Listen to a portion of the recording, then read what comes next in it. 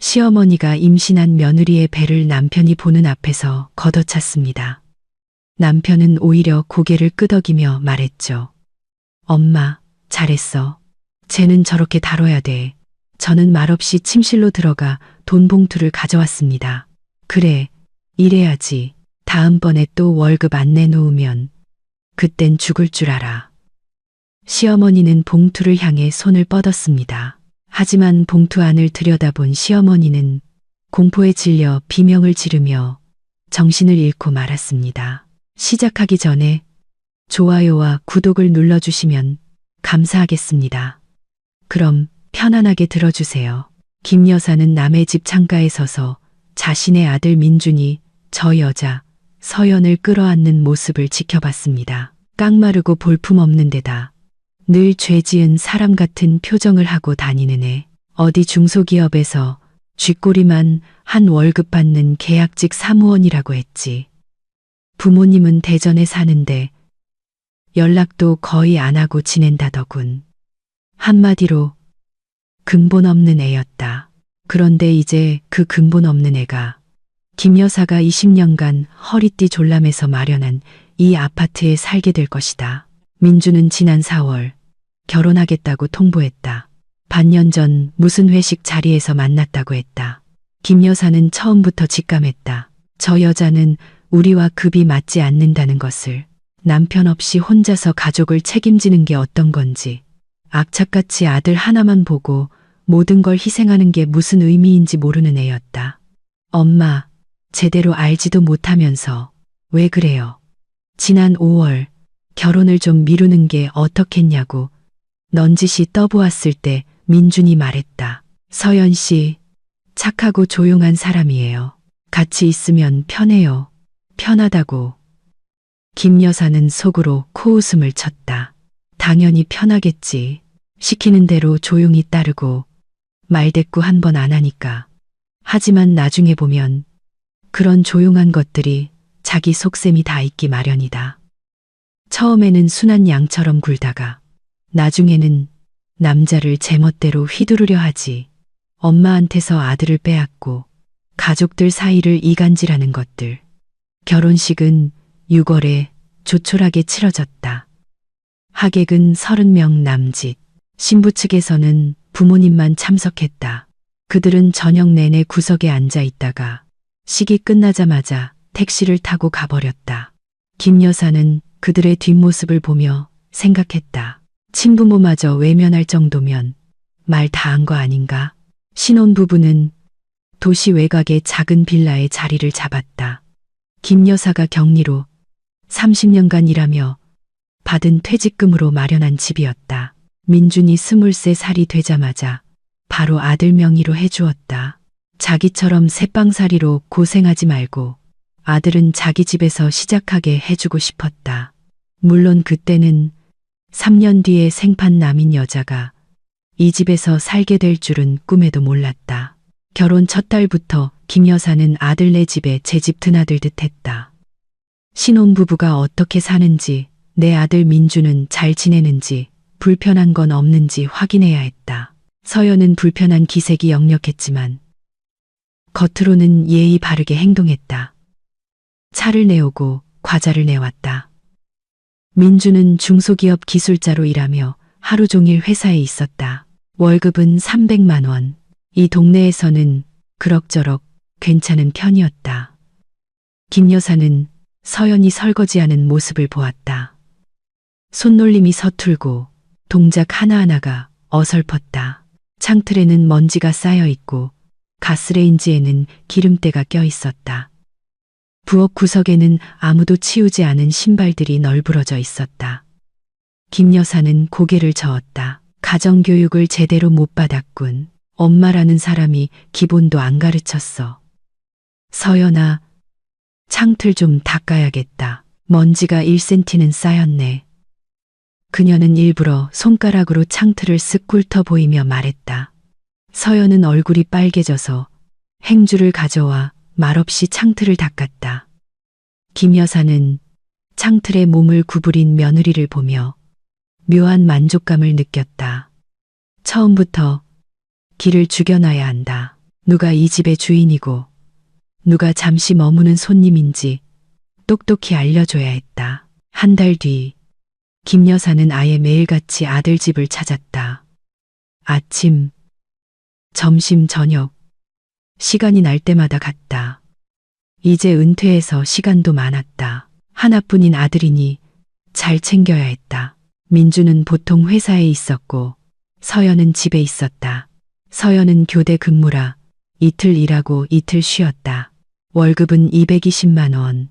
그야말로 푼돈이었다. 김 여사는 초인종도 누르지 않고 들어갔다.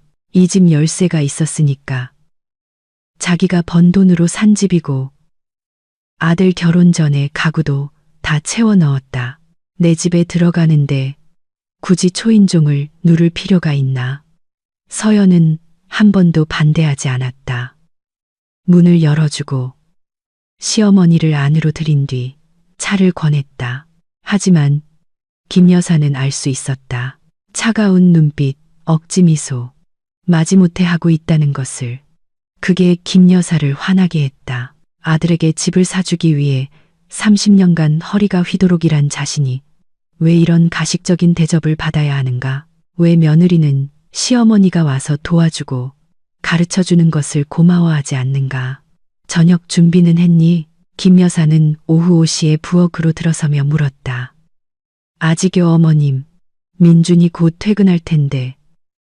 이제 시작하려고요. 이제. 지금이 벌써 5시야. 남편은 배고픈 채로 퇴근할 텐데. 넌 이제 시작한다고. 대체 하루 종일 뭘 한 거니? 3시까지 일했어요. 그래서 뭐. 2시간이나 지났잖아. 2시간이면 김치찌개도 끓이고 계란말이도 만들겠다. 나는 내 나이 때 8시간씩 공장에서 일하고 와서도 집안일 다 하고 애도 혼자 키웠어. 서연은 말없이 냉장고에서 재료를 꺼내기 시작했다.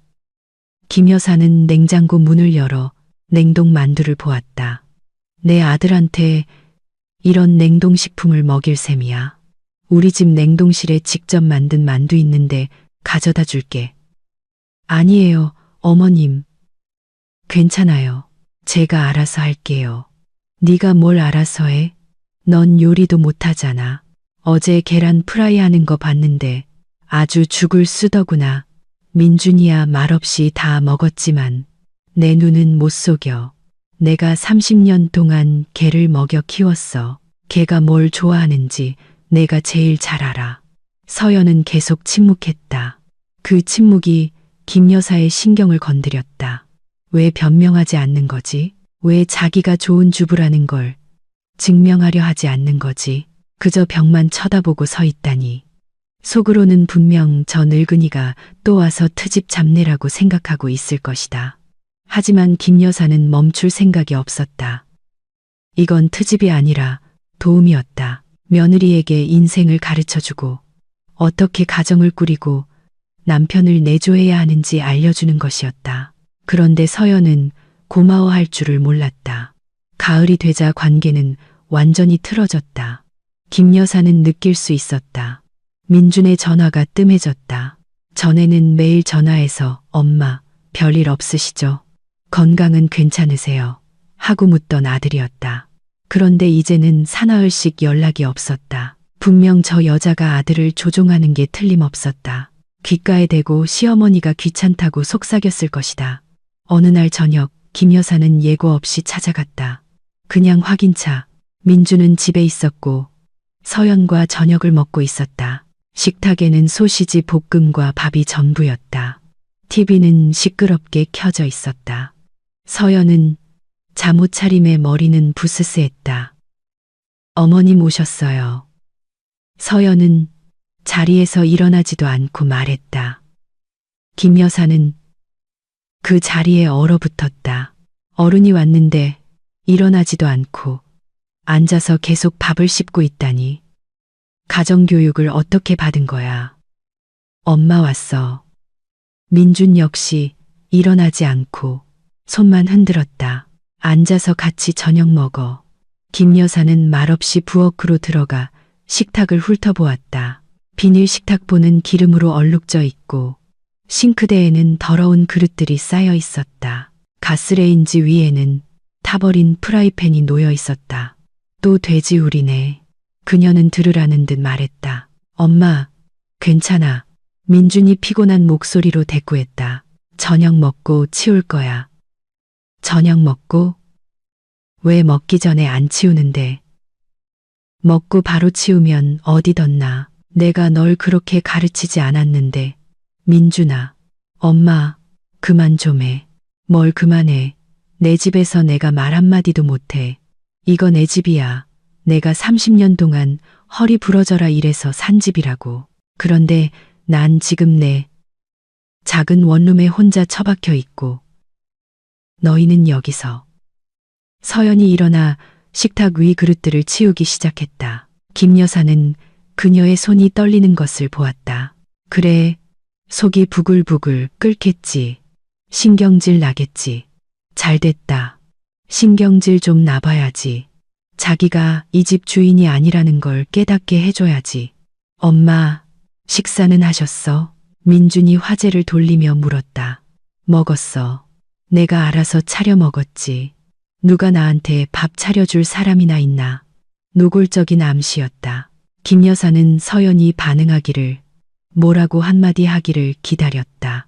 하지만 그녀는 창밖을 보며 말없이 설거지만 할 뿐이었다. 그때 김 여사는 다른 방법을 쓰기로 결심했다. 돈은 언제나 통하는 법이었다. 어떤 며느리라도 누가 위인지 깨닫게 할 수 있는 가장 확실한 방법. 김 여사는 조심스럽게 시작했다. 처음에는 약값으로 5만 원을 달라고 했다. 민주는 무슨 약인지 묻지도 않고 바로 주었다. 일주일 뒤에는 식료품비로 10만 원을 달라고 했다. 연금이 적어서 다음 달까지 버티기 힘들다고 했다. 민주는 또 돈을 주었다. 서연은 옆에 앉아 침묵했지만 김 여사는 보았다. 굳게 담은 입술, 찌푸린 미간. 민준이 엄마를 돕는 게 마음에 안 드는 것이다. 욕심쟁이, 자기 이불만 챙기고 남편 돈은 전부 자기가 가지려는 속셈이다. 한 달 뒤 김 여사는 공과금으로 30만 원을 요구했다. 민주는 잠시 망설이며 서연을 쳐다보았다. 그녀는 식탁만 내려다보며 말이 없었다. 엄마, 우리도 지금 돈이 좀 빠듯해. 화장실 수리하려고 돈 모으고 있단 말이야. 수리, 화장실. 김 여사는 코웃음을 쳤다. 그럼 내 엄마는 더운 물도 못 쓰고 살란 말이니. 관리비가 엄청나게 나왔어. 낼 돈이 없다고. 너희는 여기서 수리할 궁리나 하고 나는 추위에 떨면서 살고 있는데. 민주는 한숨을 쉬며 지갑을 꺼냈다. 30만 원을 세어 건넸다. 김 여사는 돈을 받아 가방에 넣었다. 그녀가 나갈 때 곁눈질로 서연이 자신을 무거운 눈빛으로 쳐다보는 것을 보았다. 그래, 그렇게 쳐다봐라. 어디 한번 실컷 쳐다봐. 가을이 되자 김 여사는 깨달았다. 돈이 부족했다. 연금만으로는 살 수가 없었다. 한 달에 60만 원 남짓. 이건 장난이었다. 공과금으로 절반이 나가고 남은 30만 원으로 식비, 약값, 옷값을 해결해야 했다. 어떻게 이걸로 산단 말인가?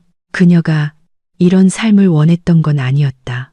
남편이 죽은 뒤 그녀는 일하고 또 일하며 혼자 아들을 키웠다. 그런데 이제 와서 그녀가 돈 없이 지내고 민준과 저 서연이라는 애가 그녀의 아파트에서 수리할 돈이나 모으고 있는 게 과연 공평한가? 아니, 불공평했다. 김 여사는 더 자주 돈을 요구하기 시작했다. 10월에는 치과 치료비로 50만 원. 민준은 마지못해 주었다. 그때 서연이 뭐라고 말하려 했다. 민준 씨, 어쩌면. 하지만 민준이 그녀의 말을 잘랐다. 서연아, 시작도 하지 마. 엄마 혼자 힘들게 사시잖아. 11월에는 보일러 교체비로 70만 원. 민주는 또 돈을 주었다. 서연은 부엌에 앉아 침묵했지만 두 손은 주먹을 꽉 쥐고 있었다. 김 여사는 그것을 보고 속으로 쾌재를 불렀다. 그래, 거의 다 왔어. 곧 폭발할 거야. 폭발하면 민준에게 보여줄 수 있다.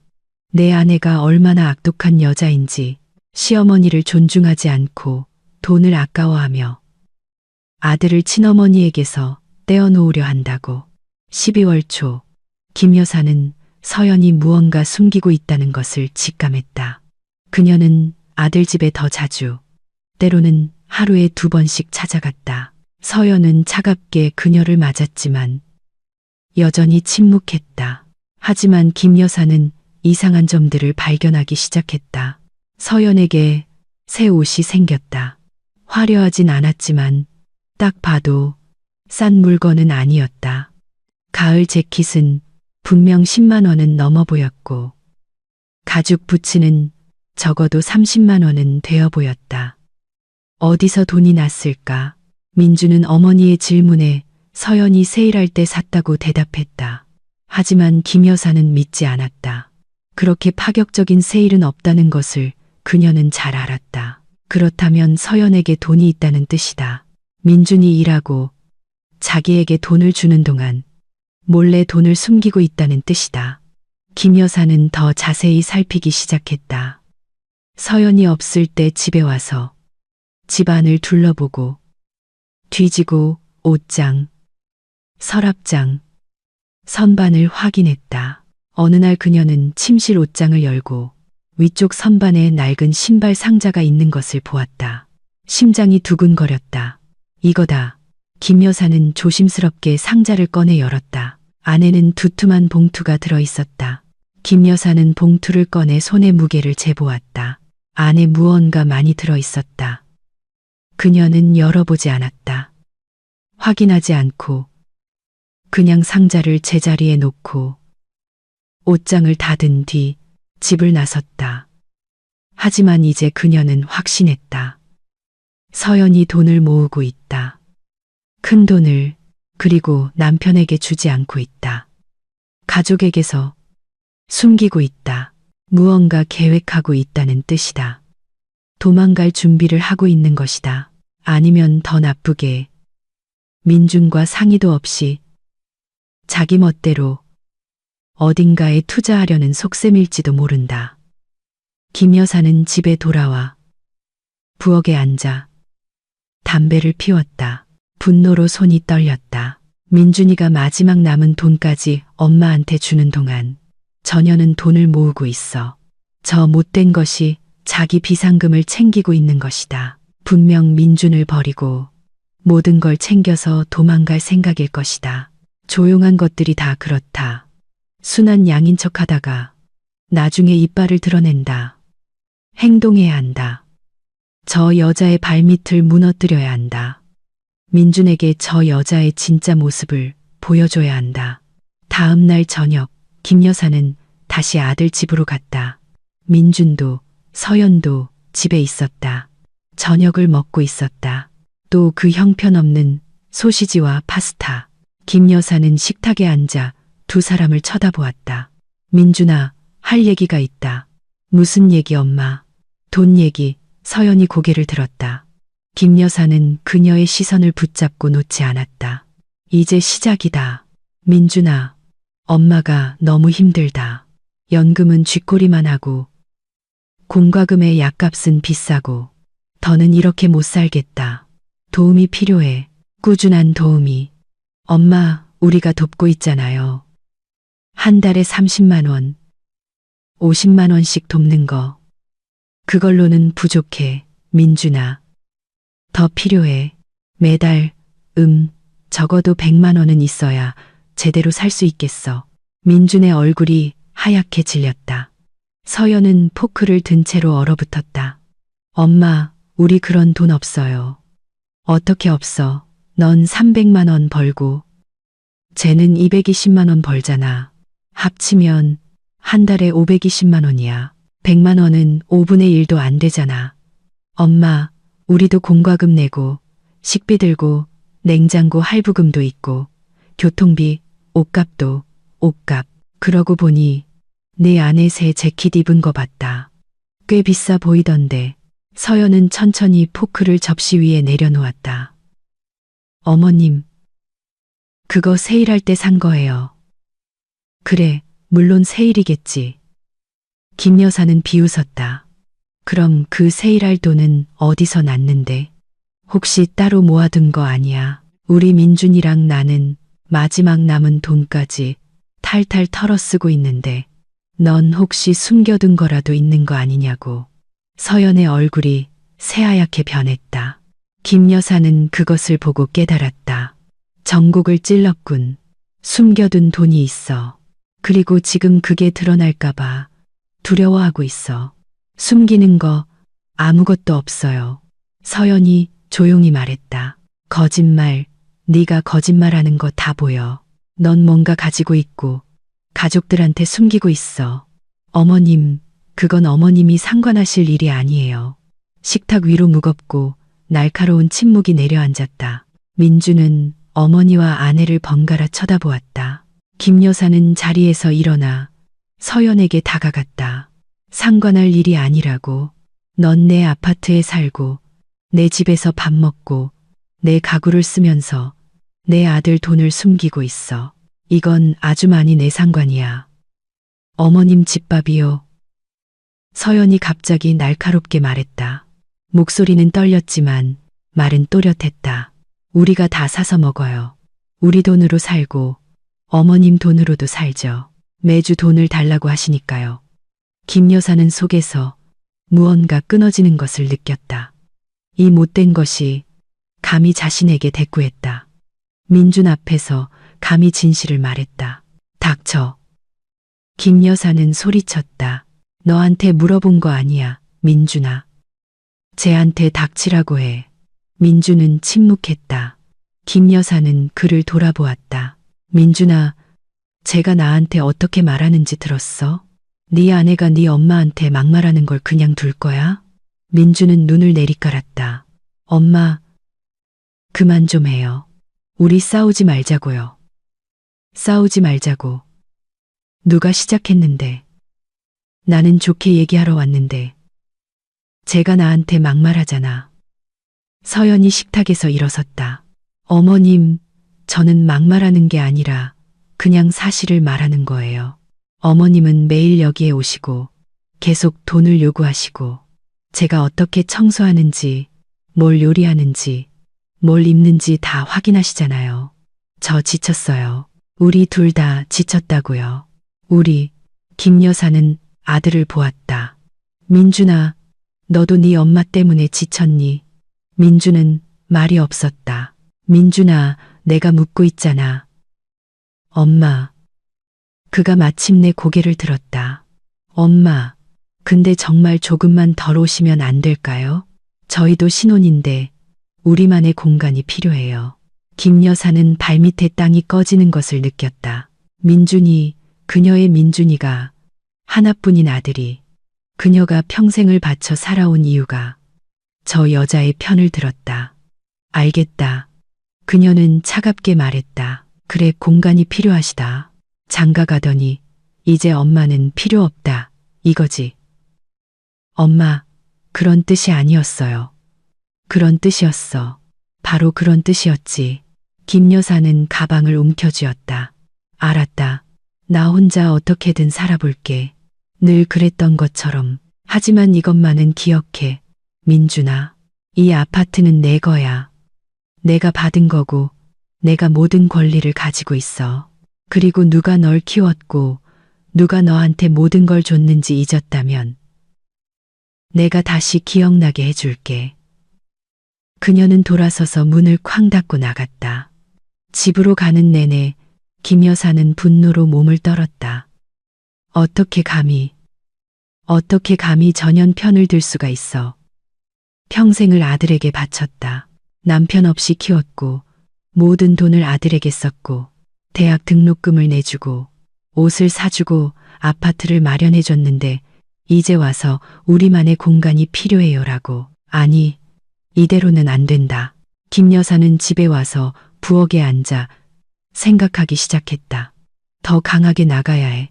민준이에게 저 서연이라는 애가 아무것도 아니라는 걸 그를 이용하고 있다는 걸, 돈을 숨기고 도망갈 준비를 하고 있다는 걸 보여줘야 해. 저것들의 결혼 생활을 망가뜨려야 해. 내 아들을 되찾아야 해.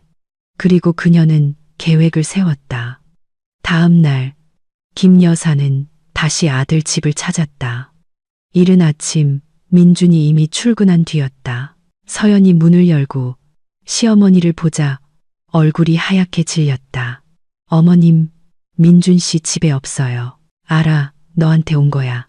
서연은 말없이 그녀를 들여보냈다. 김 여사는 부엌으로 들어가 앉았다. 우리 어른답게 얘기 좀 하자. 서연은 문가에 서서 팔짱을 끼고 있었다. 무슨 얘기요? 돈 얘기. 네가 숨겨둔 그 돈 말이야. 서연의 표정은 변하지 않았지만 팔꿈치를 너무 세게 잡아서 손가락이 하얗게 변했다. 저는 숨기는 돈 없어요. 거짓말. 내가 옷장 속 상자를 봤어. 거기에 봉투가 있는 것도 알아. 내가 돈을 모으고 있다는 거. 많은 돈을 모으고 있다는 것도 안다고. 서연은 침묵했다. 얼마나 모았어? 300만 원, 500만 원? 침묵. 얼마인지는 중요하지 않아. 중요한 건 내가 민준이 몰래 그걸 숨기고 있다는 거지. 민준이가 마지막 남은 돈까지 자기 엄마인 나한테 주는 동안 넌 도망갈 자금을 모으고 있었던 거야. 도망갈 자금이 아니에요. 서연이 조용히 말했다. 학원비예요. 회계학원에 다니고 싶어서요. 돈 더 잘 버는 직장을 구하고 싶어서요. 김 여사는 비웃었다. 학원비. 잘도 둘러대네. 민준이는 알아. 아니요. 왜? 알았다면 어머님께서 어떻게든 그 돈을 뺏어갈 이유를 찾으셨을 테니까요. 바로 그거였다. 진실. 마침내 이 못된 것이 진짜 속내를 드러냈다. 그녀는 민준도 그의 어머니도 믿지 않는다. 오직 자기 자신만 생각한다. 그렇다면 이렇게 하자. 김 여사는 일어섰다. 그 돈 오늘 당장 내놔. 안 그러면 내가 민준이한테 네가 몰래 돈 모으고 있다고 다 말할 거야. 널 버리고 도망갈 준비를 하고 있다고 말할 거고. 걘 날 믿을 거야. 늘 그랬으니까. 그러면 넌 아무것도 없이 남게 되겠지. 남편도 돈도 머리 둘 곳도 없이. 서연은 그녀를 오랫동안 쳐다보더니 천천히 고개를 저었다. 아니요, 안 드릴 거예요. 내놔. 안 돼요. 김 여사는 앞으로 한 걸음 다가섰다. 내 말 못 들었어. 이년아, 내놓으라고 했다. 서연은 물러서지 않았다. 나가주세요, 어머님. 바로 그때 김 여사는 깨달았다. 이 여자애에게 교훈을 줘야 한다. 누구를 상대하고 있는지 보여줘야 한다.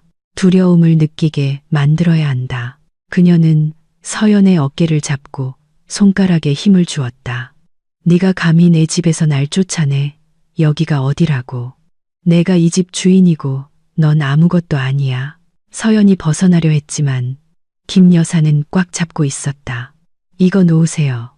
돈이 어디 있는지 말하기 전까지는 안 놔. 놓으시라고요. 서연이 갑자기 몸을 비틀었다. 김 여사는 균형을 잃었다. 서연은 벽 쪽으로 비틀거리며 물러나 한 손으로 배를 감쌌다. 얼굴이 고통으로 일그러졌다. 김 여사는 멈칫했다.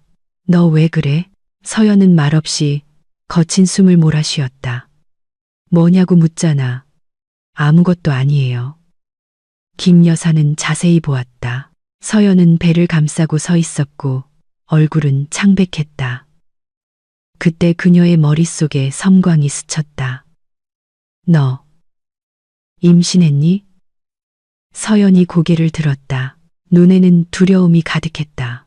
아니, 거짓말하지 마. 내가 보니까 임신했어. 몇 주인데? 서연은 말이 없었다. 몇 주냐고 묻잖아. 8주요. 김 여사는 속이 뒤집히는 것을 느꼈다. 임신했다고. 인연이 임신했어. 그리고 민준이는 보아하니 모르는 것 같았다. 알았다면 벌써 말했을 것이다. 기뻐하며 동네방네 떠들고 다녔을 것이다. 민준이는 알아? 아니요. 왜? 말하려고 했는데 어머님께서 돈을 너무 자주 요구하셔서 좀 기다리려고 했어요. 김 여사는 비웃었다. 알겠다. 그럼 넌 돈뿐만 아니라 애까지 숨기고 있었던 거네. 대단한 며느리 납셨다. 정말 말할 거예요. 단지 지금이 아닐 뿐이에요. 말하겠지. 당연히 말하겠지. 그동안 가족 돈이나 빼돌리고 도망갈 계획이나 세우면서 말이야. 도망갈 계획 같은 거 안 세워요. 세우고 있어. 그리고 난 그걸 못 봐. 내가 민준이한테 다 말할 거야. 돈 얘기. 네가 임신 사실을 숨긴 거. 네가 걔를 믿지 않는다는 것까지 전부 다. 그럼 걔가 널 쫓아낼 거야. 자기 손으로 직접. 서연은 천천히 몸을 바로 세웠다. 눈에는 더 이상 두려움이 없었다. 오직 피로감뿐이었다. 마음대로 하세요. 어머님. 전 상관없어요. 그 평온함, 그 체념이 갑자기 김 여사를 더욱 화나게 만들었다. 두려워하지 않아. 이 못된 것이 두려워하지 않아. 민준이가 자기를 지켜줄 거라고 생각하는 거지. 임신했으니까 자기는 이제 건드릴 수 없다고 생각하는 거야. 길바닥에 나앉게 되면 어떻게 노래를 부를지 한번 보자고. 김 여사는 쏘아붙이고 문을 쾅 닫고 나갔다. 남은 하루 종일 그녀는 계획을 다듬었다. 지금 당장 행동해야 해. 민준이가 자기 아내의 진짜 얼굴을 보게 만들어야 해. 그녀가 막말하고 스캔들을 일으키도록 유도해야 해. 민준에게 서연이 그를 존중하지 않는다는 것을 보여줘야 해. 그의 어머니를 존중하지 않고 돈을 숨기고 임신 사실까지 숨긴다는 것을. 그리고 저녁 김 여사는 다시 그들의 집으로 갔다. 일부러 민준이 퇴근한 시간에 맞춰 갔다. 노크도 없이 쳐들어가 저녁을 먹고 있던 부엌으로 들어갔다. 당장 돈이 필요해. 그녀는 문턱에서 말했다. 오늘 당장 100만 원. 민준이 피곤한 눈을 들었다. 엄마, 우리 돈 없어요. 어떻게 없어? 둘 다 일하는데 돈이 왜 없어? 방금 공과금이랑 냉장고, 할부금 냈단 말이에요. 김 여사는 서연에게로 돌아섰다. 넌 왜 말이 없어? 아니면 내 돈은 전부 옷 사는데 다 쓰니? 서연은 그녀를 똑바로 쳐다보았다. 저는 아무것도 안 써요. 제 월급은 식비랑 생활비로 다 나가요. 그럼 이리 내놔. 내 월급 전부 다 내놓으라고. 너 그저께 월급 받은 거 다 알아. 서연의 얼굴이 하얘졌다. 어머님, 이건 제 월급이에요. 내 거는 없어. 넌 내 집에 살고, 내 밥 먹고, 내 가구를 쓰고 있잖아. 어머님 밥이요. 저희가 다 사서 먹는데요. 닥쳐. 김 여사가 소리쳤다. 너랑 얘기하는 거 아니야. 민준아, 쟤한테 돈 가져오라고 해. 민준은 눈을 내리깔았다. 서연아, 엄마 좀 드려. 정말 필요하신가 봐. 서연은 천천히 일어섰다. 아니요, 민준 씨. 제 월급은 못 드려요. 우린 이미 드릴 만큼 다 드렸어요. 어머님께서 돈이 필요하시면 다른 사람한테 부탁하라고 하세요. 김 여사는 속에서 분노가 끓어오르는 것을 느꼈다. 이 못된 것이 나를 거절해. 민준이 앞에서 거절해. 지금이다. 지금이 아니면 안 된다. 아, 이 못된 년이. 김 여사는 서연에게 다가갔다. 네가 감히 나한테 이래라 저래라 해? 엄마, 진정해요. 민준이 끼어들려 했지만 그녀는 듣지 않았다. 내가 오늘 너 버르장머리를 고쳐주마. 그리고 김 여사는 온종일 계획했던 일을 실행에 옮겼다. 그녀는 다리를 들어 올려 서연의 배를 힘껏 걷어찼다. 서연은 무슨 일이 일어났는지 깨닫기도 전에 충격을 느꼈다. 배를 쥐어짜는 듯한 날카로운 통증. 그녀는 식탁 모서리를 붙잡고 몸을 구부렸다. 눈앞이 핑 돌았다. 숨이 막혔다. 몸을 펴려고 했지만 통증이 파도처럼 밀려와 허리를 펼 수 없게 만들었다. 8주. 초음파로 겨우 보일락 말락한 작은 생명. 그녀의 비밀, 그녀의 희망. 이 모든 것을 조금만 더 견뎌야 하는 이유. 서연은 천천히 고개를 들어 남편을 보았다. 민주는 벽에 기대어 다른 곳을 보고 있었다. 그녀도 어머니도 아닌 그냥 허공을. 그의 얼굴은 무심했다. 마치 멀리서 벌어지는 흥미없는 일을 관찰하는 사람처럼. 민준 씨. 그녀가 조용히 불렀다. 그는 대답하지 않았다. 그냥 어깨를 으쓱할 뿐이었다. 마치 날씨를 묻는 질문에 답하듯, 아, 엄마, 왜 그랬어?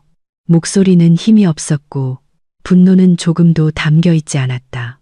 그저 형식적인 사실 확인일 뿐이었다.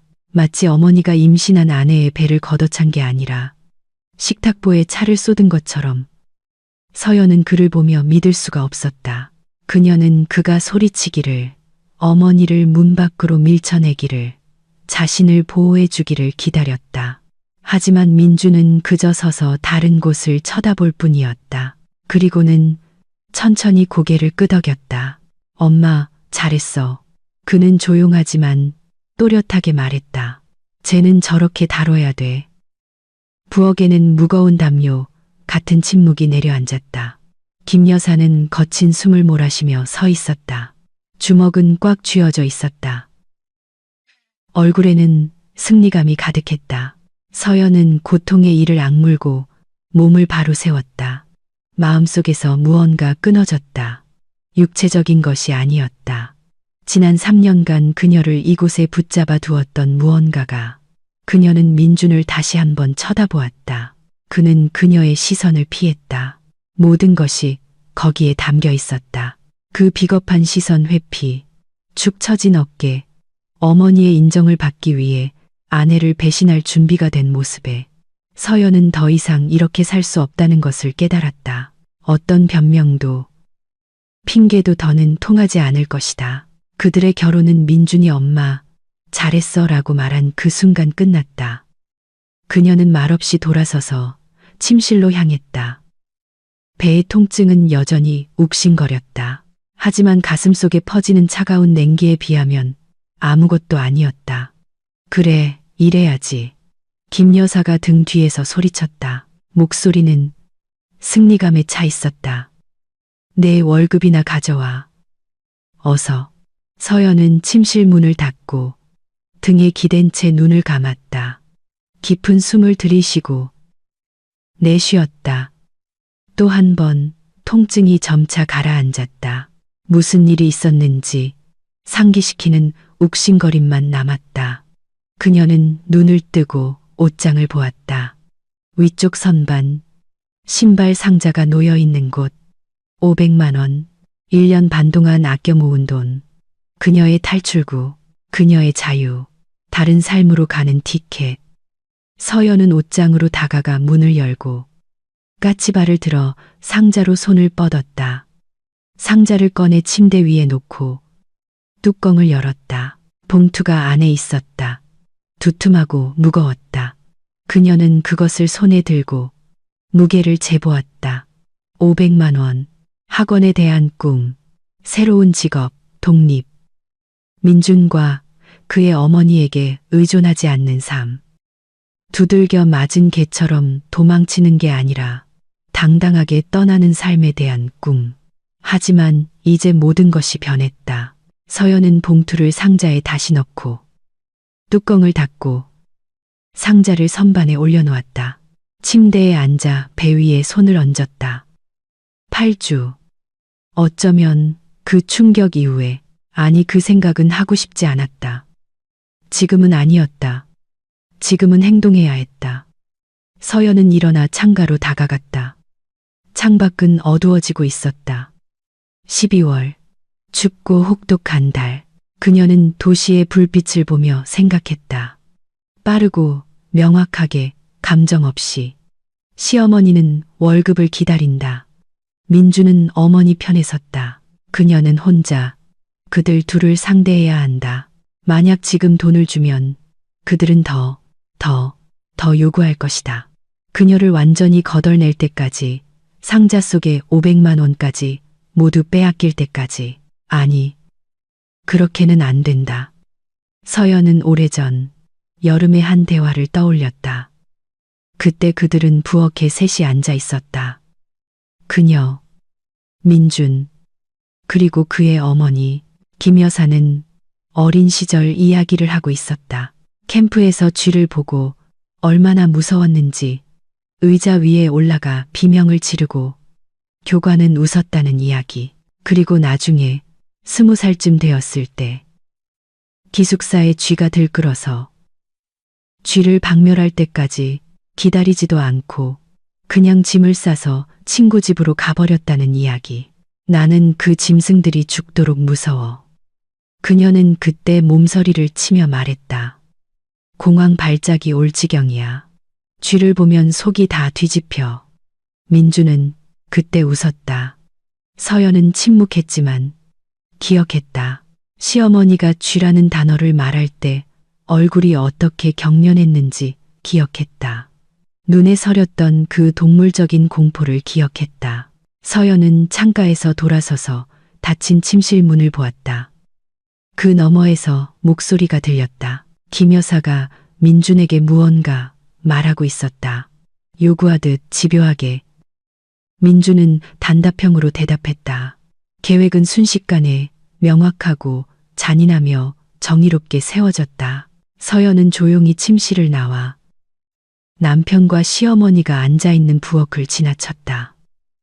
그들은 그녀에게 신경 쓰지 않았다. 그녀는 재킷을 입고 현관으로 나가 지하실로 내려갔다. 창고 열쇠는 공동으로 사용했다. 지하실은 춥고 눅눅한 냄새가 났다. 서연은 휴대폰 손전등을 켜고 구석을 비췄다. 낡은 찬장 옆 구석에 쥐덫이 놓여 있었다. 가을 초에 관리사무소에서 설치한 것이었다. 지하실에 쥐가 들끓었기 때문이다. 서연은 가까이 다가갔다. 첫 번째 쥐덫은 비어 있었다. 두 번째도 마찬가지. 세 번째, 크고 회색인 쥐가 죽은 채로 옆으로 누워 있었다. 발은 뻗어 있고 눈은 감겨 있었다. 서연은 쭈그리고 앉아 그것을 보았다. 마음속에는 연민도 혐오감도 없었다. 오직 차가운 결심뿐이었다. 그녀는 주머니에서 비닐봉지를 꺼냈다. 아침에 장을 봐온 바로 그 봉지였다. 조심스럽게 쥐덫을 들어 뒤집었다. 쥐가 봉지 안으로 떨어졌다. 서연은 봉지를 묶고 일어나 지하실을 나와 아파트로 올라갔다. 부엌에는 여전히 민준과 김 여사가 앉아 있었다. 대화는 밤어 있었다. 그들은 TV를 보고 있었다. 서연은 조용히 지나쳤다. 침실로 들어가 문을 닫고 선반에서 상자를 꺼내 열었다. 돈 봉투를 꺼내 침대 위에 놓고 비닐봉지를 풀었다. 쥐를 꼬리로 잡고 꺼냈다. 차갑고 뻣뻣했다. 죽은 지 3시간은 좋게 넘었을 것이다. 서연은 봉투를 열어 돈을 침대 위에 쏟았다. 500만 원이 부채처럼 이불 위에 흩어졌다.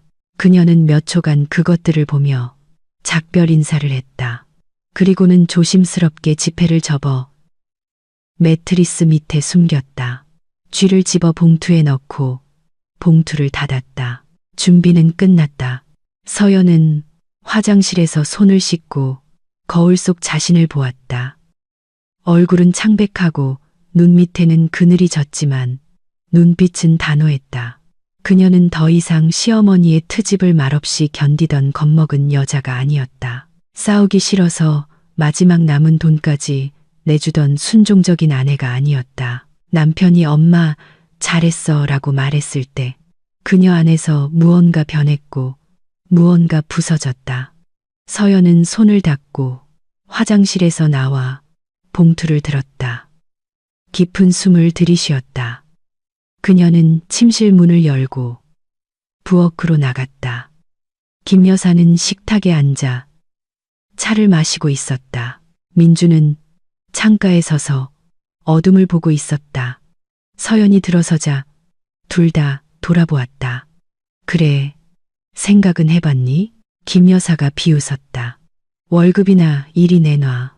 서연은 말없이 봉투를 내밀었다. 김 여사는 믿을 수 없다는 듯 그것을 받아들었다. 손의 무게를 재보았다. 묵직했다.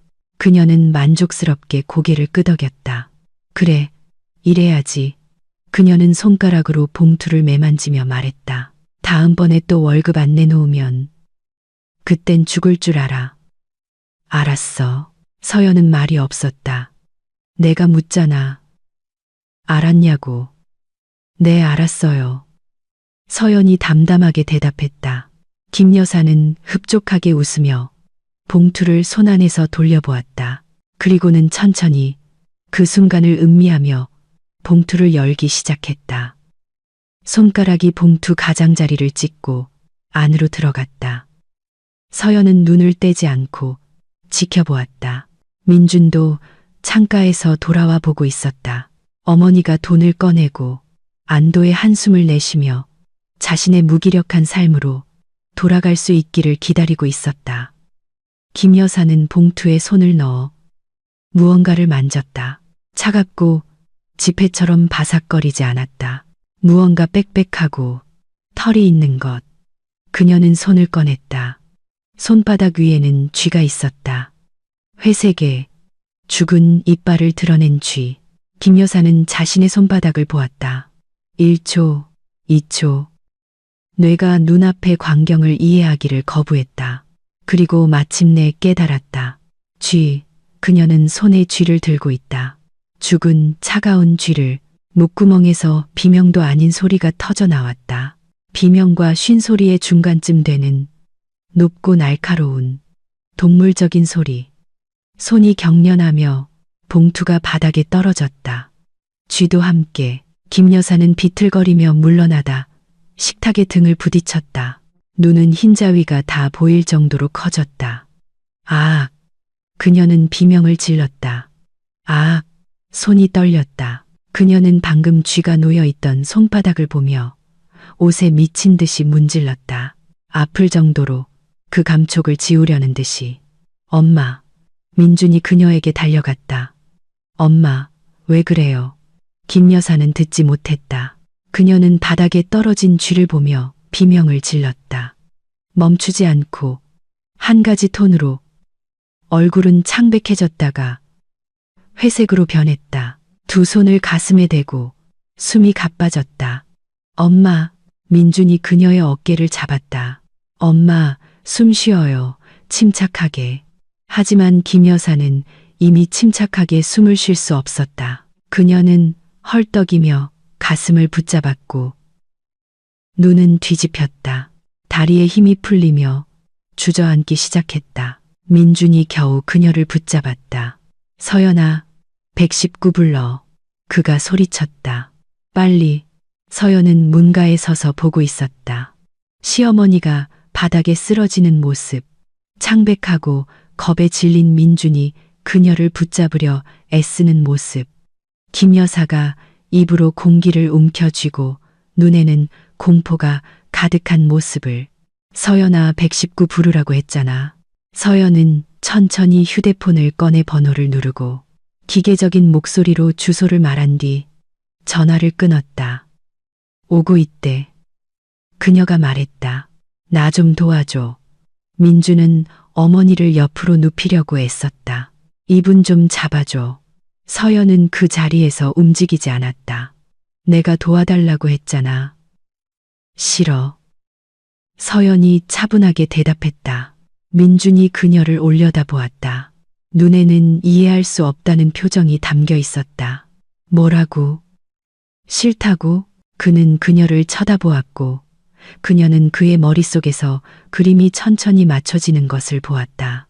봉투 속의 쥐, 아내의 평온함, 돕기를 거부하는 모습. 너구나. 그가 내뱉었다.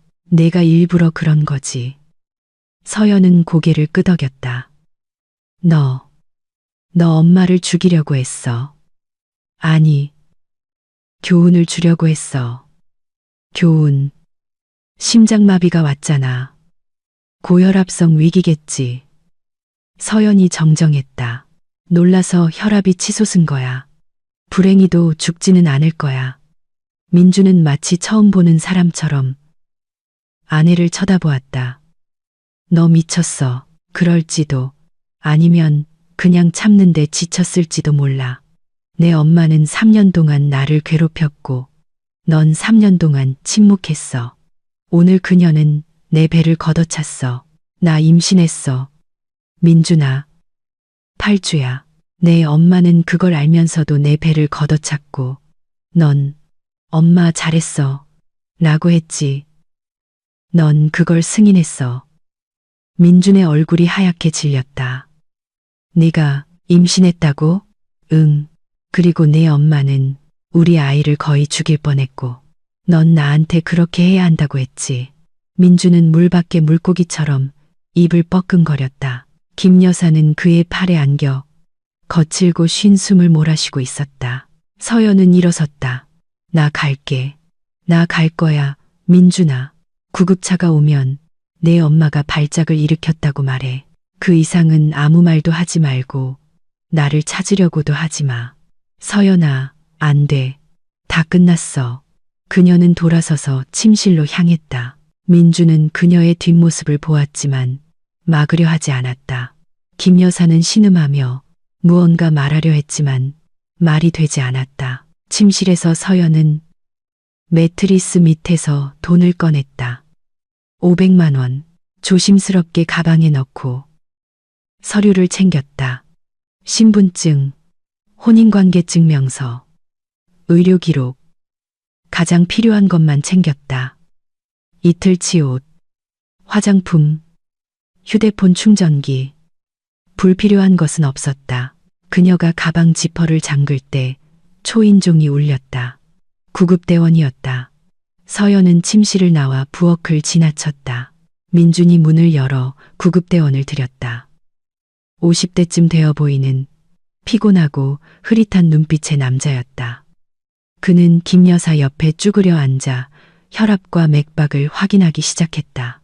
고혈압성 위기네요. 그가 말했다. 뇌졸중이 아닌 게 다행입니다. 병원으로 이송해야겠습니다. 서연은 현관에 서 있었다. 가방을 손에 든 채 민준이 돌아보며 그녀를 보았다. 너 정말 가는 거야? 응. 어디로? 네가 알바 아니야. 서연아, 잠깐만. 아니, 그녀는 문을 열고 계단으로 나갔다. 민주는 따라오지 않았다. 들것에 실리는 어머니 곁에 남아 있었다. 서연은 아래로 내려가 밖으로 나갔다. 차가운 12월 공기가 얼굴을 때렸다. 그녀는 깊이 숨을 들이마셨다. 폐가 맑고 차가운 공기로 가득 차는 것을 느꼈다. 휴대폰을 꺼내 택시를 불렀다. 차를 기다리는 동안 민준에게 문자를 보냈다. 나 갈게. 전화하지도 찾지도 마. 필요한 건 다 가져갔어. 아파트는 내 거야. 엄마랑 잘 살아. 한 달 뒤에 이혼 소송 걸게.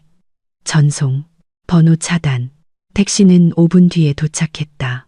야구 모자를 쓴 젊은 기사. 조용한 음악이 흘러나왔다.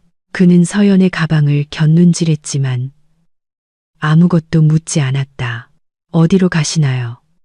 서연은 시내 중심가에 있는 호텔 주소를 댔다. 택시를 기다리는 몇 분 동안 인터넷에서 찾은 가장 저렴한 곳이었다. 기사는 고개를 끄덕이고 출발했다. 서연은 창밖으로 스쳐 지나가는 불빛들을 보았다. 도시는 제 삶을 살고 있었다. 사람들은 어딘가로 바삐 움직였다. 상점들은 쇼윈도를 환하게 밝혔다. 어딘가에서는 음악이 흘러나오고 어딘가에서는 아이들이 웃고 있었다.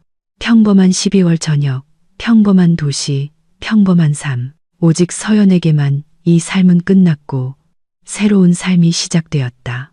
호텔에서는 퀴퀴한 냄새와 값싼 방향제 냄새가 났다.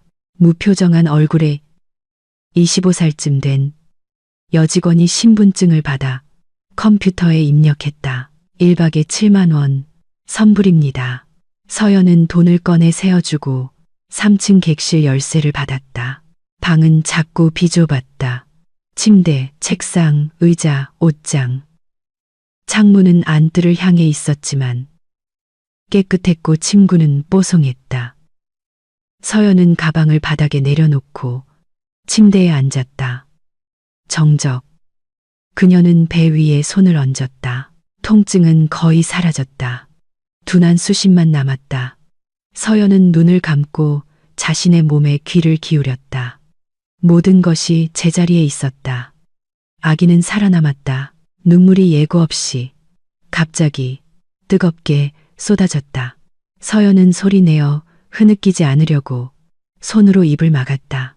조용히 거의 소리 없이 울었다. 안도감에, 두려움에, 피로감에 울었다. 마침내 모든 것이 끝났다는 사실에, 자유로워졌다는 사실에, 더 이상 아무도 자신을 모욕하고 요구하고 때리지 않을 것이라는 사실에 울었다. 눈물이 마를 때까지 울었다. 그리고는 얼굴을 닦고 일어나 찬물로 세수하고 세면대 위 거울에 비친 자신을 보았다. 눈은 빨갛고 부어 있었고 얼굴은 지쳐 있었지만 눈빛은 단호했다. 서연은 방으로 돌아와 휴대폰을 들었다. 모르는 번호로 부재중 전화 한 통. 아마 민준이 다른 사람 전화로 걸었을 것이다. 그녀는 통화 기록을 삭제하고 그 번호도 차단했다. 그리고 연락처를 열어 아버지의 번호를 찾았다. 1년 넘게 통화하지 않았다. 결혼 후 아버지가 몇 번 전화를 걸었지만 서연은 짧고 건조하게 대답했다. 아버지는 서운해하며 더 이상 전화하지 않았다. 이제 그들 사이에는 침묵만이 있었다. 서연은 번호를 보았다. 손가락이 화면 위에서 망설였다. 그리고 통화 버튼을 눌렀다. 긴 신호음, 하나, 둘, 셋. 막 전화를 끊으려 할 때 목소리가 들렸다. 서연이냐? 아버지였다. 놀랍고 경계하는 목소리. 네, 아빠. 무슨 일이냐? 그녀는 한숨을 쉬었다. 말이 목에 걸려 문장이 되지 않았다. 어떻게 설명해야 할까? 어디서부터 시작해야 할까? 아빠, 도움이 필요해요. 잠시 침묵. 그리고 부드럽게 말해봐라.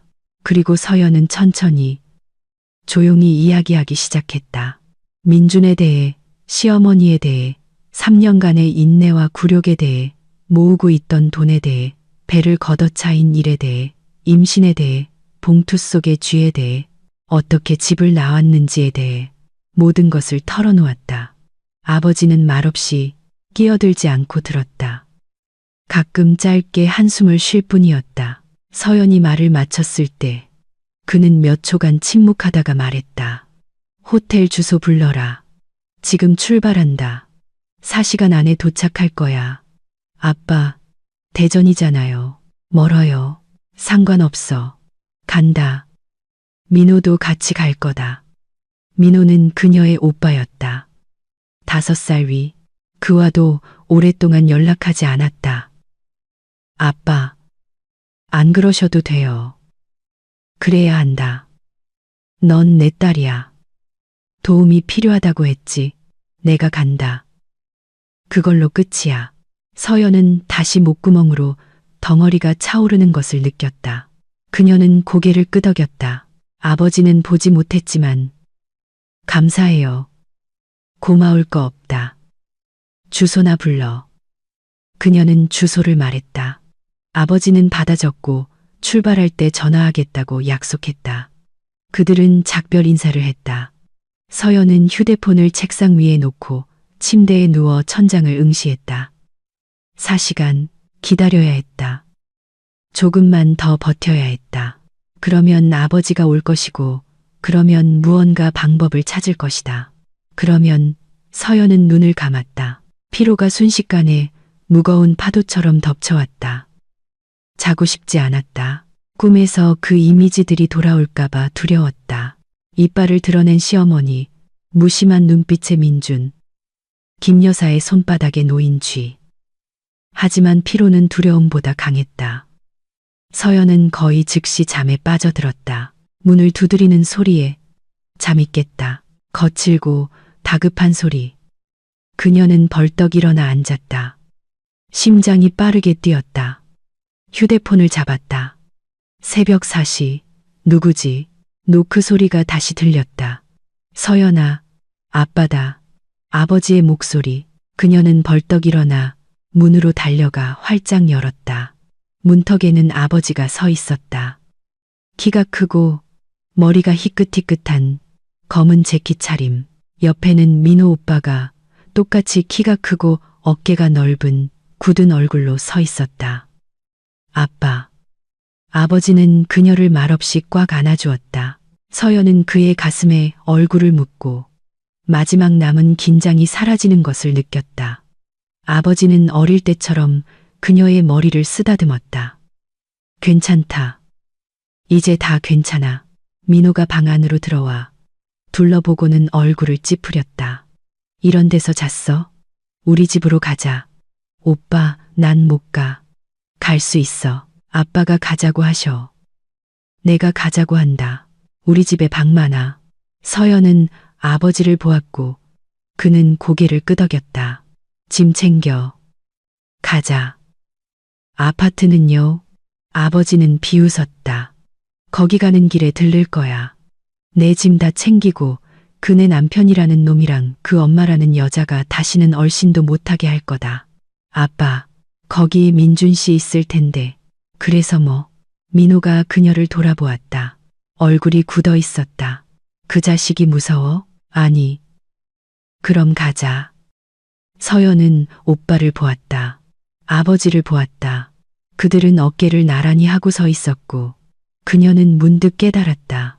그녀는 혼자가 아니었다. 그동안 혼자라고 생각했다. 부모님이 자신을 외면했고 오빠가 자신을 잊었다고 생각했다. 하지만 그들은 한밤중에 아무것도 묻지 않고 그저 와서 말했다. 우리가 널 데리러 왔어. 알았어요. 서연이 조용히 말했다. 가요. 그들은 아버지의 낡았지만 튼튼한 차에 셋이 타고 달렸다. 서연은 뒷자리에 앉아 밤의 도시를 창밖으로 보았다. 아버지는 말없이 집중해서 운전했다. 민호는 그 옆에 앉아 가끔 백미러로 동생을 쳐다보았다. 정말 거기로 가고 싶으냐? 아버지가 익숙한 거리로 접어들며 물었다. 네. 제 물건이랑 서류가 필요해요. 그리고 그 사람들한테 제가 돌아가지 않을 거라는 걸 확실히 보여주고 싶어요. 알았다. 아버지가 짧게 고개를 끄덕였다.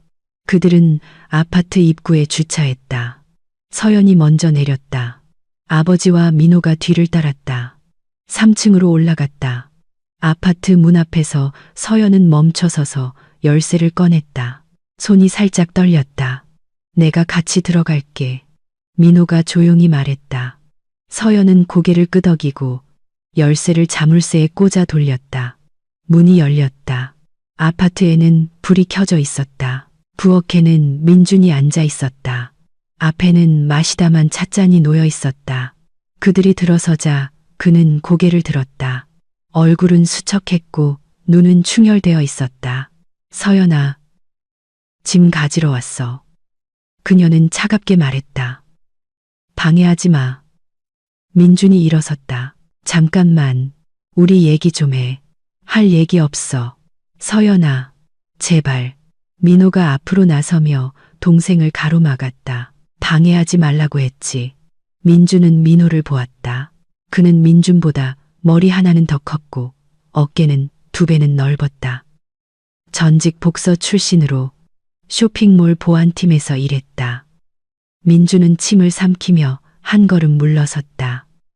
누구세요? 내 오빠야. 서연이 대답하고 그를 지나쳐 침실로 들어갔다. 아버지는 복도에 남아 팔짱을 낀 채 말없이 민준을 쳐다보았다. 무겁고 평가하는 듯한 시선. 민준은 눈을 피했다. 침실에서 서연은 빠르게 짐을 쌌다. 옷, 신발, 화장품, 액세서리, 많지는 않았다. 모두 그녀의 것이었다. 민호가 복도에서 큰 여행 가방을 가져왔다. 자, 여기에 담아. 서연은 고개를 끄덕이고 짐을 싸기 시작했다. 손은 기계적으로 움직였고 생각은 다른 곳에 있었다. 어제까지만 해도 이곳이 그녀의 아파트, 그녀의 집이었다는 생각을 했다. 이제는 불난 집에서 도망치듯 빠져나와야 하는 낯선 곳이 되었다. 서연아, 복도에서 민준의 목소리가 들렸다. 우리 얘기 좀 하자. 그녀는 대답하지 않고 계속 짐을 쌌다. 서연아, 내가 너랑 얘기하고 있잖아. 민호가 침실에서 나왔다. 닥치라고 했지. 마지막 경고야. 여긴 내 집이고 내 아내야. 나한테는 권리가 있어. 너한테는 아무 권리도 없어. 아버지가 담담하게 말했다. 넌 내 엄마가 내 딸을 때리는 걸 보고만 있었어. 넌 그걸 승인했어. 그렇게 해야 한다고 말했지. 너한테는 아무 권리도 없어. 민준의 얼굴이 하얗게 질렸다. 저는 서연이가 임신한 줄 몰랐어요. 그게 달라지나 아버지가 그에게 다가섰다. 그럼 임신 안 했으면 때려도 된다는 거냐? 그런 말이냐고? 아니요. 그런 뜻이 아니었어요. 그럼 무슨 뜻이었는데? 민주는 말이 없었다. 바로 그거야. 넌 아무 뜻도 없었어. 할 말이 없으니까. 서연이 가득 찬 가방을 들고 침실에서 나왔다. 민호가 그것을 받아들고 출구로 향했다. 서연은 화장실로 들어가 그곳에서 자기 물건을 챙겼다. 그리고 현관으로 재킷, 부츠, 목도리 다 됐냐? 아버지가 물었다. 네, 다 됐어요. 민주는 복도 한가운데에 서 있었다. 어쩔 줄 몰라 하는 초라한 모습. 서연아, 잠깐만. 어디로 가려고? 너 돈도 없잖아. 서연은 멈춰서서 그를 돌아보았다. 나 돈 있어. 그 500만 원. 내가 1년 반 동안 모은 돈. 네 엄마가 알고 뺏으려 했던 바로 그 돈. 내가 숨겨뒀고 그 돈은 너와 네 엄마 없는 내 새로운 인생을 위해 쓰일 거야. 하지만은 없어. 민준아, 다 끝났어. 다음 달에 이혼 소송 걸 거야. 너한테 아무것도 요구하지 않아. 내 엄마랑 여기서 잘 살아. 내 월급 다 갖다 바치고 계속 그 여자 통제받으면서 살라고. 난 자유야. 그녀는 돌아서서 출구로 향했다. 아버지와 민호가 뒤따랐다. 서연아, 민준이 소리쳤다. 그녀는 돌아보지 않고 계단으로 나가 아래로 내려갔다. 등 뒤에서 아파트 문이 쾅 닫혔다. 민준이 뒤따라 달려 나왔다. 서연아, 기다려. 그녀는 1층에서 멈춰서서 돌아보았다. 민준은 계단에 서서 난간을 붙잡고 있었다. 또 뭐? 나 널 사랑해. 서연은 그를 오랫동안 쳐다보더니 천천히 고개를 저었다. 아니, 민준아. 넌 날 사랑하지 않아. 넌 내 엄마를 사랑해. 넌 항상 엄마만 사랑했어. 나는 그냥 편리한 부속품이었지. 요리하고 청소하고 말대꾸 안 하는 사람. 하지만 난 더 이상 편리하게 살기 싫어. 나는 사람으로 살고 싶어. 너와 내 엄마 옆에서는 그게 불가능해. 서연아, 잘 있어, 민준아. 그녀는 아파트 입구를 나섰다. 아버지와 민호는 이미 차에 앉아 있었다. 서연은 뒷자리에 앉아 문을 쾅 닫았다. 아버지가 시동을 걸고 출발했다. 서연은 돌아보았다. 민주는 입구에 서 있었다. 작고 구부정한 모습으로 차의 뒷모습을 보고 있었다. 그리고는 돌아서서 자신의 아파트로 자신의 어머니에게로 돌아갔다. 이제 어디로 갈까? 아버지가 물었다. 집으로요. 괜찮다면요. 당연히 괜찮지. 넌 우리 딸이고 우리 동생이야. 언제나 우리 집이 내 집이야. 서연은 눈을 감고 좌석에 기댔다. 피로가 무거운 파도처럼 밀려왔다. 하지만 이건 다른 피로였다. 3년간 쌓여온 삶의 의지와 힘을 앗아가던 그런 피로가 아니었다. 이건 싸움 뒤에 승리 뒤에 피로였다. 그들은 새벽녘에 대전에 도착했다. 아버지는 도시 외곽의 작은 단독주택에 살았다. 침실 2개, 부엌, 거실. 민호는 따로 살았지만 걸어서 5분 거리로 아주 가까웠다. 여기가 내 방이다. 아버지가 문을 열었다. 지금은 잡동사니가 좀 있지만 내일 치우자. 고마워요, 아빠. 아버지는 그녀를 안고 정수리에 입을 맞췄다. 자거라. 쉬고 나중에 얘기하자. 서연은 옷도 벗지 않은 채 침대에 누웠다. 순식간에 잠이 들었다. 점심때쯤 잠이 깼다. 창문으로 햇살이 비쳤다. 창밖에서는 새들이 지저귀었다. 서연은 천장을 보며 누워 집의 소리를 들었다. 아래층에서 누군가 움직였다. 아마 아버지일 것이다. 커피와 계란 프라이 냄새. 평범한 아침. 고함도, 불평도, 두려움도 없는 평온한 아침. 서연은 일어나 아래층으로 내려갔다. 아버지는 부엌에 앉아 신문을 읽고 있었다. 딸을 보자 신문을 옆으로 치웠다. 잘 잤냐? 네, 앉아라. 아침 식사는 가스레인지 위에 있다. 서연이 앉아 아버지는 그녀 앞에 계란 프라이와 토스트가 담긴 접시를 놓아주었다. 큰 머그잔에 담긴 커피. 그녀는 포크를 들고 말없이 먹기 시작했다. 아버지는 묻지 않았다. 그냥 옆에 앉아 있었다. 그녀가 다 먹자 그는 커피를 더 따라 그녀 앞으로 밀어주었다. 이제 어쩔 셈이냐. 서연은 아버지를 보았다. 이혼하고 회계학원 다니고 직장 구하고 아이 낳고 살 거예요. 혼자? 네, 혼자요. 아버지는 고개를 끄덕였다. 좋다. 하지만 이것만은 알아도 넌 혼자가 아니야. 나와 민호가 항상 옆에 있다. 알아요, 아빠. 고마워요. 그들은 말없이 커피를 마저 마셨다. 창밖으로 참새떼가 날아갔다. 어딘가에서 개 짖는 소리가 들렸다. 평범한 삶.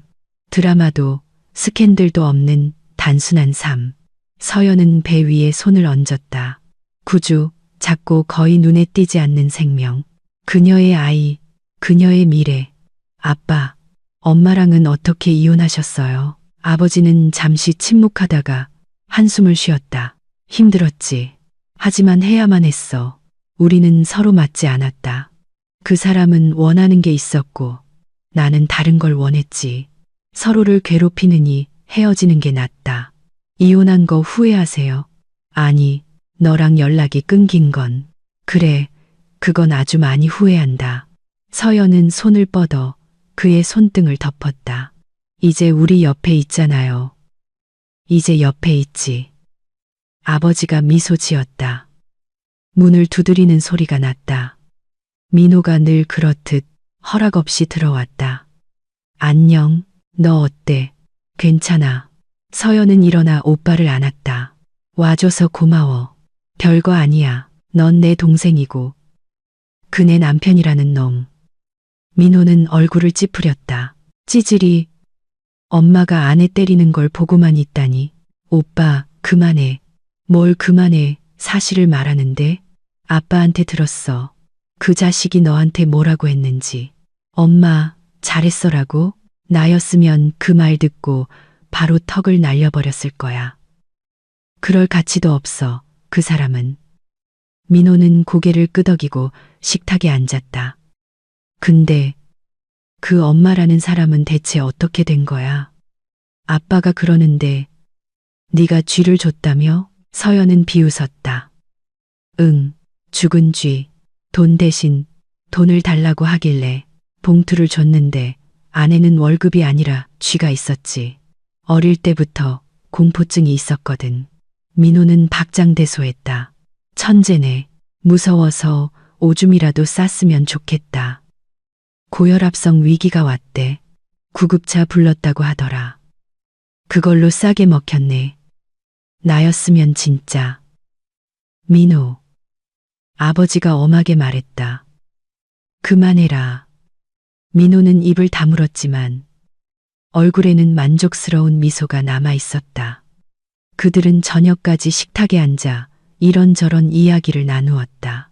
아버지는 가구 공장에서 기술자로 일하는 이야기를 했다. 민호는 쇼핑몰과 동료 보안 요원들 이야기를 했다. 서연은 들으며 가끔 말을 거들었다. 그녀는 좋았다. 평온하고 안전했다. 저녁에 그녀의 휴대폰이 울렸다. 모르는 번호, 서연은 받지 않았다. 그리고 또 전화가 왔고 또 왔다. 그녀는 모든 번호를 차례로 차단했다. 그놈이야? 민호가 물었다. 아마도. 내가 전화해 줄까? 다시는 귀찮게 굴지 말라고. 설명해 줄게. 괜찮아. 곧 포기할 거야. 하지만 민주는 포기하지 않았다. 매일 다른 번호로 전화를 걸었다. 서연은 모든 번호를 차단했다. 그리고는 이메일로 길고 두서없는 메시지를 보내기 시작했다. 돌아와 달라고, 사랑한다고, 어머니가 더 이상 오지 않을 거라고, 모든 것이 바뀔 거라고 했다. 서연은 처음 2통의 편지를 읽었다. 그리고는 더 이상 열어보지 않고, 보지도 않고 바로 삭제했다. 일주일 뒤, 민준이 대전으로 찾아왔다. 아마도 공통된 지인을 통해 아버지의 주소를 알아냈을 것이다. 이른 아침에 초인종을 눌렀다. 민호가 문을 열었다. 무슨 일이야? 서연이랑 얘기 좀 해야겠어. 서연이는 너랑 얘기하고 싶지 않아. 제발, 5분만. 민호는 그를 오랫동안 쳐다보더니 돌아보며 소리쳤다. 서연아, 내 전 남편 될 놈이 기어왔다. 서연이 아래층으로 내려와 문턱에 서 있는 민준을 보았다. 수척하고 면도도 안 한 구겨진 재킷 차림. 무슨 일이야? 얘기 좀 하자. 할 얘기 없어. 서연아, 제발 5분만, 딱 5분만. 그녀는 한숨을 쉬었다. 좋아, 5분. 여기서, 문 앞에서. 민주는 고개를 끄덕였다. 민호는 옆으로 비켜섰지만 만약을 대비해 복도에 남아 있었다. 네가 돌아왔으면 좋겠어. 민준이 시작했다. 아니, 서연아, 나 변했어. 정말이야. 내가 틀렸다는 걸 깨달았어. 엄마, 이제 우리 집에 안 오실 거야. 내가 그렇게 말했어. 그래서 어머니 반응이 어땠는데? 민주는 잠시 침묵했다. 안 좋았지. 하지만 내가 고집부렸어. 우리 가족 방해하면 엄마랑 연 끊을 거라고 말했어. 그리고 내가 그 말을 믿을 거라고 생각해? 정말이야, 민준아. 서연이 피곤하게 말했다. 넌 평생 내 엄마한테 싫은 소리 한마디 못했어. 평생 엄마를 최우선으로 뒀지. 넌 3년 동안 내가 괴롭힘 당하는 걸 방치했어. 내가 임신한 걸 알면서도 엄마가 내 배를 때리는 걸 보고만 있었어. 그리고 넌 그걸 승인했지. 엄마, 잘했어라고 말했잖아. 그런데 이제 와서 일주일 만에 네가 변했다고 믿으라고? 나 정말 변했어. 아니 민준아, 넌 변하지 않았어. 넌 그냥 가사도우미를 잃은 거야. 너희 모자가 하는 짓을 말없이 참아주던 편리한 아내를 이제 네가 불편해진 거지. 요리해주고 청소해주고 빨래해줄 사람이 없으니까. 그래서 온 거잖아. 그렇지 않아. 그럼 말해봐. 네 엄마 지금 어디 계셔? 민주는 머뭇거렸다. 그분은 집에, 자기 아파트예요. 아니면 우리 집? 침묵. 민준아, 내가 묻잖아. 내 엄마 어디 계시냐고. 우리 집에. 그가 조용히 대답했다. 그 일 이후로 혼자 있는 걸 무서워하셔. 나한테 와서 살게 해달라고 하셨어. 서연은 비웃었다. 바로 그거야. 그분이 부탁했고 넌 늘 그랬듯이 거절하지 못했지. 아무것도 변하지 않았어, 민준아. 아무것도, 그리고 절대 변하지 않을 거야. 넌 약하니까. 넌 아니라고 말할 줄 몰라. 넌 내 가족을 지킬 줄 몰라. 넌 항상 엄마를 선택해.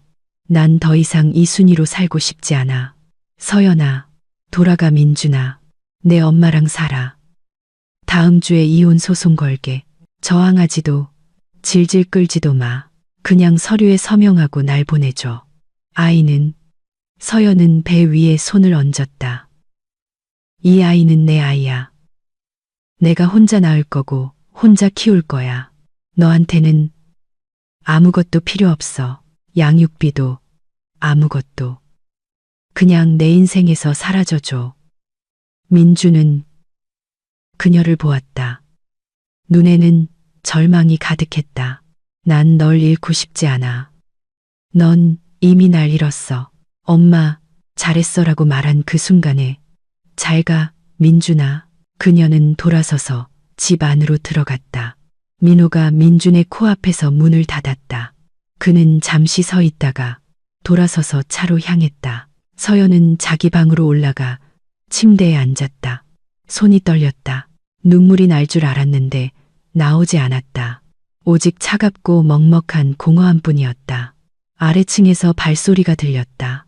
아버지가 방으로 들어와 옆에 앉았다. 잘했다. 알아요. 혼자 아이 키우기 힘들 거다. 전 혼자가 아니에요. 아빠랑 오빠가 있잖아요.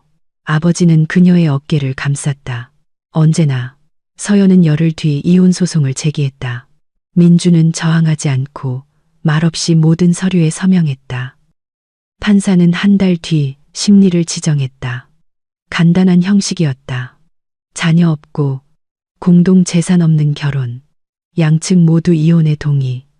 서연은 회계학원에 등록했다. 3개월 과정. 그리고 자격증. 수업은 1월에 시작되었다.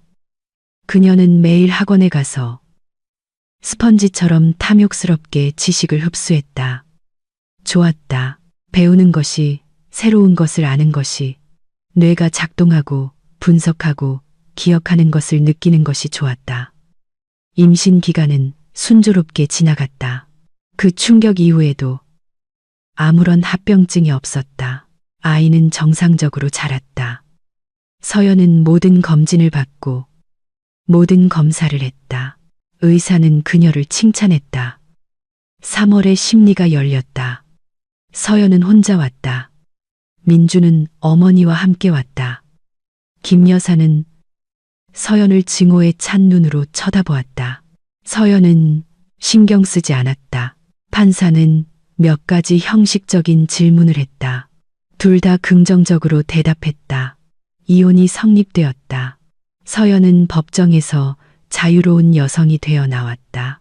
민준이 복도에서 그녀에게 다가가려 했다. 서연아, 기다려.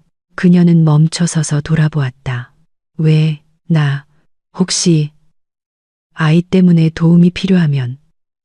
필요 없어. 하지만 내 아이이기도 하잖아.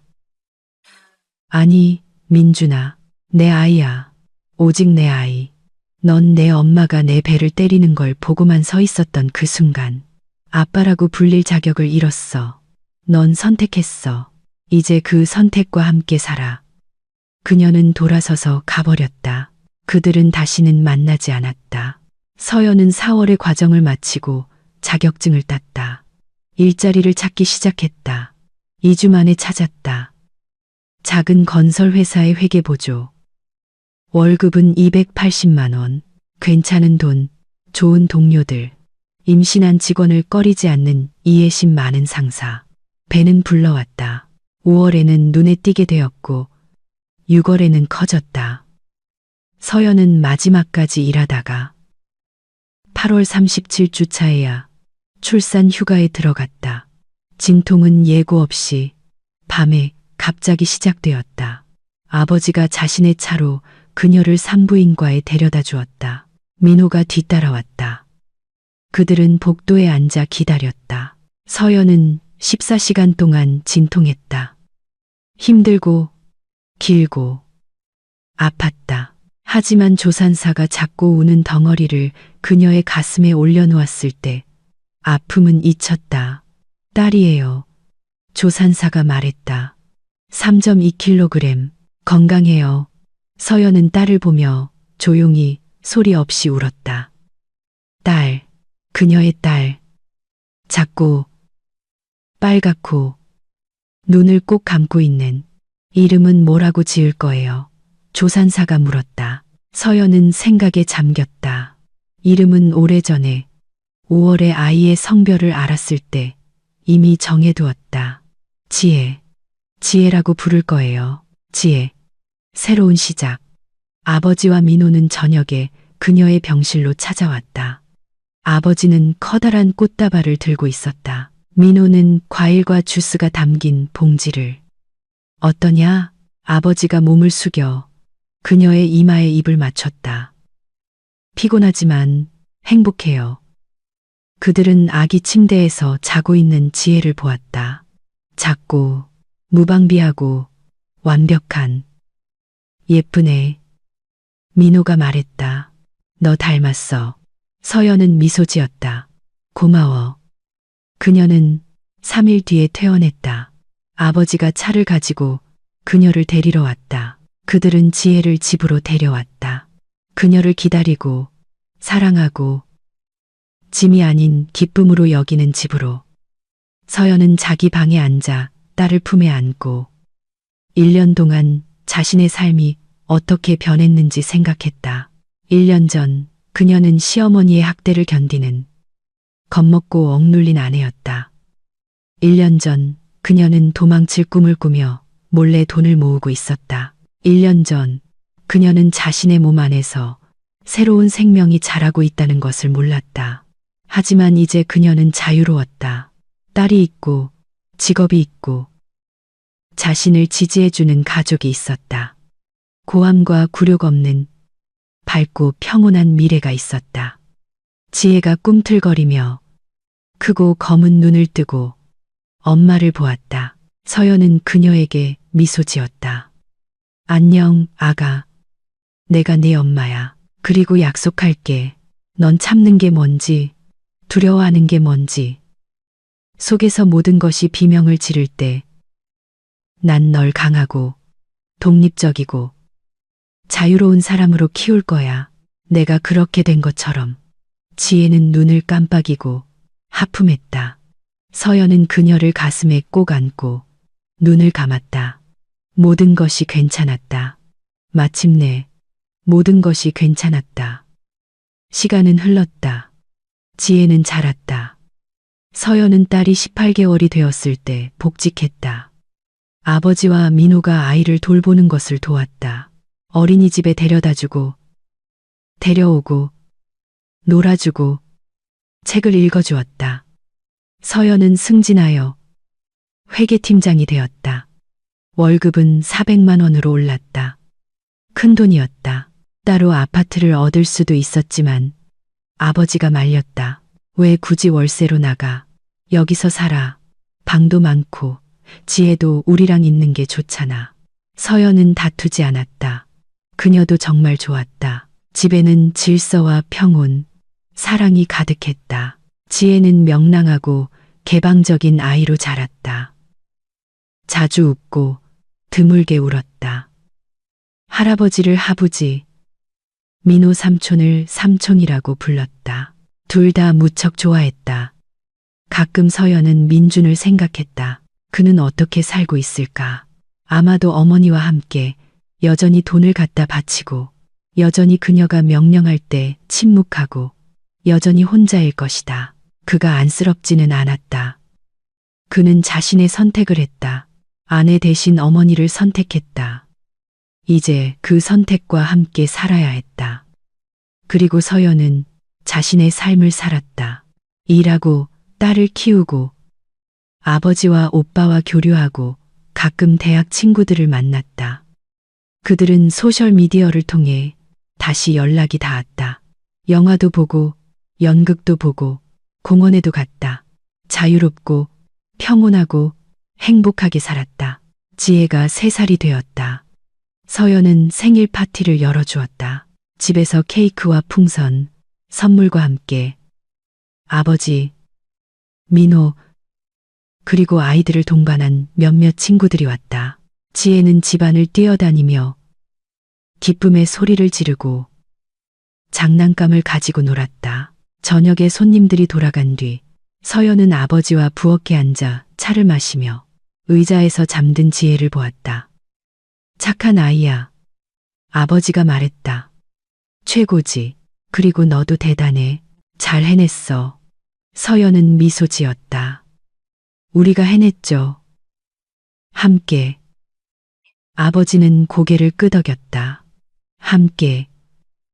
그들은 말없이 차를 마저 마셨다. 창밖은 어두워지고 있었다. 9월 저녁 정적. 서연은 작고 잠든 무방비한 딸을 보며 자신이 올바른 선택을 했다는 것을 깨달았다. 떠났고 참지 않았고 굽히지 않았다. 자신을 선택했고 존엄을 선택했고 자유를 선택했다. 그리고 그것은 그녀 인생 최고의 결정이었다. 지혜가 잠결에 꿈틀거리며 미소 지었다.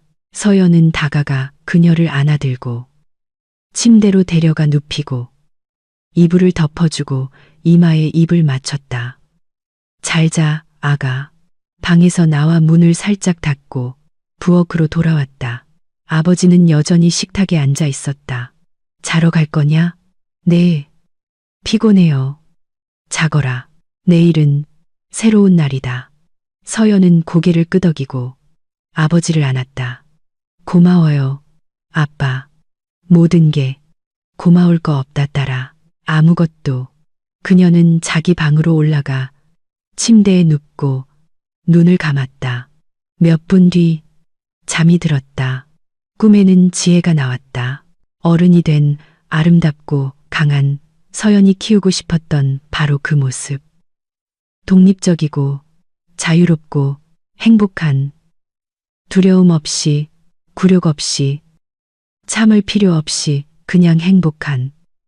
그리고 그것이 필요한 전부였다.